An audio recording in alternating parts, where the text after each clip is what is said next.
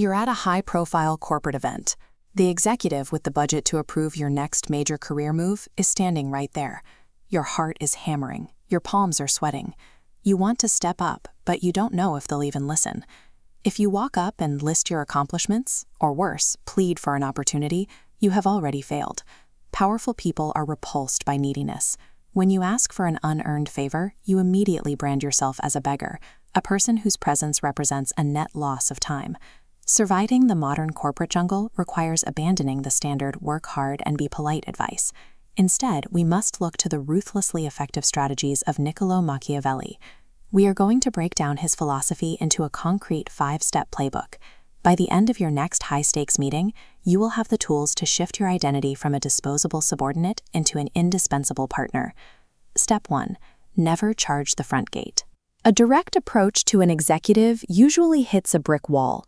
You need to map out what Machiavelli called the invisible princes, the smaller nodes of influence surrounding them. These are the personal assistants, the drivers, and the trusted advisors. Treat these gatekeepers with the same respect you give the target. They are the only people who can tell you exactly which problem is currently causing the executive the most stress. Look at the early career of Andrew Carnegie. Long before he was an industrial titan, he was a young clerk who observed that his boss was constantly overwhelmed by a massive backlog of coded telegrams. Carnegie didn't walk in and ask for a raise. He stayed up nights, secretly learning the specific telegram codes only his boss knew. When a critical message arrived while the boss was out, Carnegie decoded it and sent the correct response himself. He removed the friction.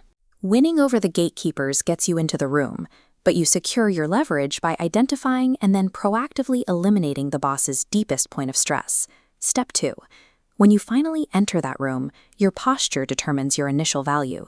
Machiavelli taught that you must project authority, regardless of your actual status. Walk in with the assumption that your presence is the most valuable thing in the meeting. Take the con artist Victor Lustig. He held no official rank and had no real wealth, but his absolute, unwavering confidence forced everyone around him to accept his self-assigned valuation.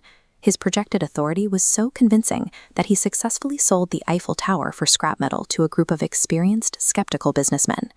Once you sit down, deploy the mirror effect. Observe the executive's energy. Are they rushed and agitated? Keep your points short and sharp. Are they relaxed? Lean back. You're tuning your behavior to match their exact frequency. Projecting confidence establishes your baseline value in their eyes. Mirroring their frequency drops their defensive guard, so they can actually process your proposal. Step 3 is the pivot. This is the moment you must resist every urge to bring your personal problems, like your desire for a higher salary, into their office. This is the difference between a beggar and a partner.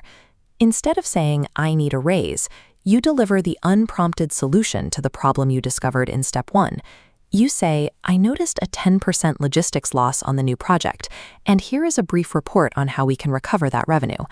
Watch their body language change. The tension drops. They realize you are offering them direct, usable utility instead of trying to extract resources from their budget. By solving their headache, you update how their brain classifies your presence. You shift from a liability asking for a paycheck to a technical asset securing their performance. Step 4. You might think agreeing with everything the boss says is the safest route to success. It's actually a trap. A relentless yes man is treated with zero respect, used up and discarded the moment the situation changes. To maintain your value, you need to execute a subtle rebellion. This is the calculated method of demonstrating independent thought without triggering the executive's ego. When they pitch an idea that has a flaw, use this specific framework. Say, "Sir, the core idea is brilliant, but to protect us from this specific risk, what if we adjusted this detail?" This script works because it validates their intelligence first. Then you frame your disagreement not as an attack, but as a protective shield against a potential failure. Executives hoard people who can catch their blind spots. Proving you have a spine and sharp judgment makes you too valuable to lose. Step 5. You've delivered the solution. Now, remember Machiavelli's oldest rule for survival: never outshine the master. If your intervention saves the project, step back. Allow the boss to take the final credit and wear the crown. Let them feel like the smartest person in the room. Once that specific value is firmly established, wrap up the meeting and leave the room. Do not linger, do not overshare, and do not wait around for applause.